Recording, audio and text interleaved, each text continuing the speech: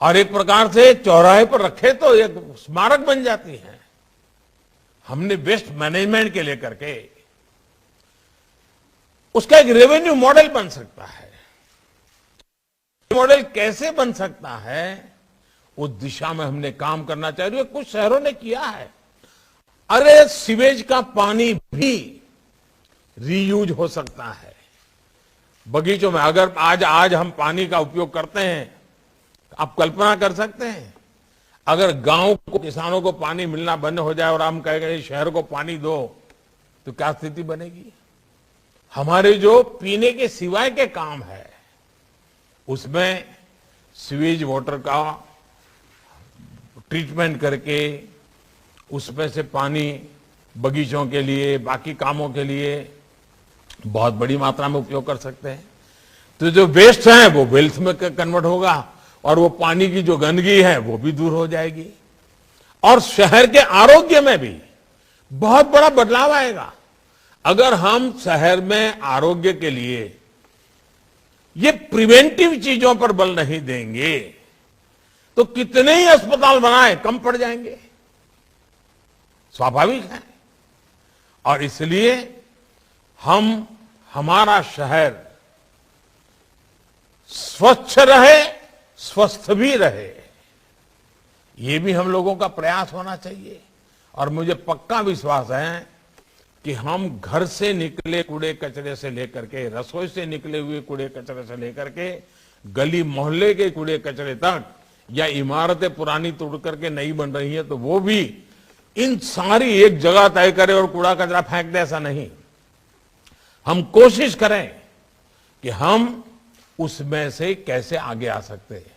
अब जैसे सूरत में सीवेज वाटर ट्रीटमेंट का एक आधुनिक मॉडल डेवलप किया गया है, वहां भी सीवेज वाटर को ट्रीटमेंट के बाद इंडस्ट्री को बेचा जा रहा है और लोकल बॉडी को कमाई हो रही है।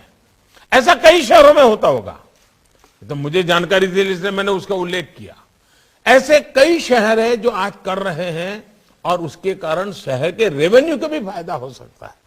और हमारी ये कोशिश होनी चाहिए कि शहर के रेवेन्यू में, इस दिशा में मैं ये मानता हूं कि शहर का जन्म दिवस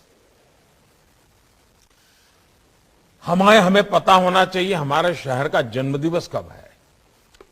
नहीं है तो पुरानी चीजों को खोजना चाहिए, निकालना चाहिए, रिकॉर्ड पर अवेलेबल होगा। शहर का जन्म दिवस बड़े तामझाम के साथ मनाना चाहिए। अपने शहर के प्रति गौरव पैदा हो, उसके साथ अनेक स्पर्धाएं हो, और मेरा शहर कैसा हो, हर नागरिक के दिल में एक भाव पैदा हो कि मेरा शहर मुझे कुछ ऐसा बनाना है, मैं इसके लिए ऐसा ऐसा करने वाला हूं, मैं ये प्रयास करूंगा।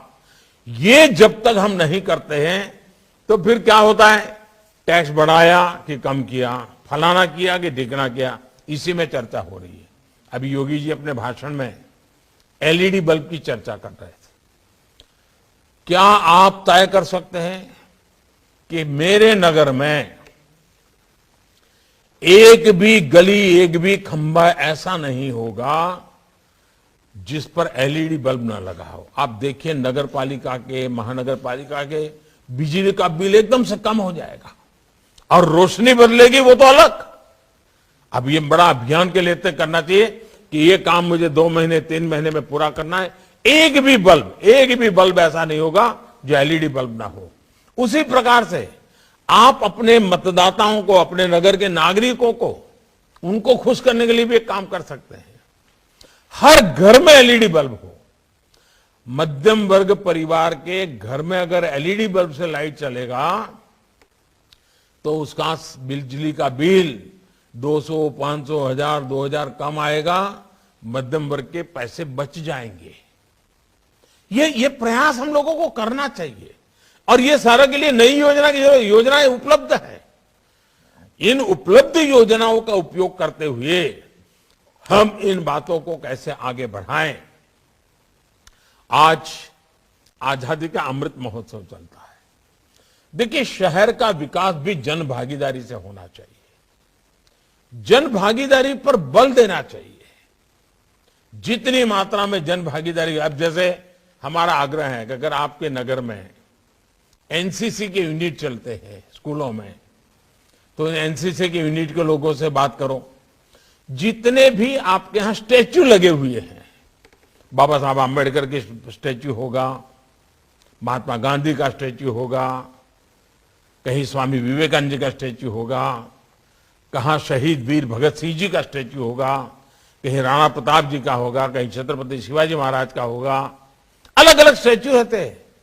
लगाते समय तो हम बहुत जागरूक होते हैं, वाह तामझाम, इतना मन लग जाता है, लेकिन लग जाने के बाद कोई उसकी तरफ देखता नहीं है। साल में एक दिन जब या तो उनको जन्मदिन होगा तब तो हम देख लेते हैं। क्या हम हमारे एनसीसी के कैडेट्स, उनकी टोलियां बना करके हर दिन सभी स्टैच्यू को साफ सुथरा करेंगे, उसकी सफाई करेंगे, और जो बच्चे इकट्ठे होंगे वो स्टैच्यू किसका है उस पर 5 मिनट भाषण करेंगे। हर दिन नए नए बच्चे आएंगे तो उनको पता चलेगा भाई ये स्टैच्यू है, इस महापुरुष ने ये काम किया था और आज हमारी बारी है कि चलो इस चौराहे को साफ सफाई का हमें मौका मिला है। चीजें छोटी हैं लेकिन पूरे नगर को बदलाव लाने की बड़ी ताकत रखती है। आपके कार्यकाल में यह आजादी का अमृत महोत्सव आया है। जब आजादी का अमृत महोत्सव आया है तो क्या आप कम से कम एक चौराहा अपने नगर में, एक सर्कल जहां से 4-6 रास्ते निकलते हो, ऐसा बढ़िया सर्कल,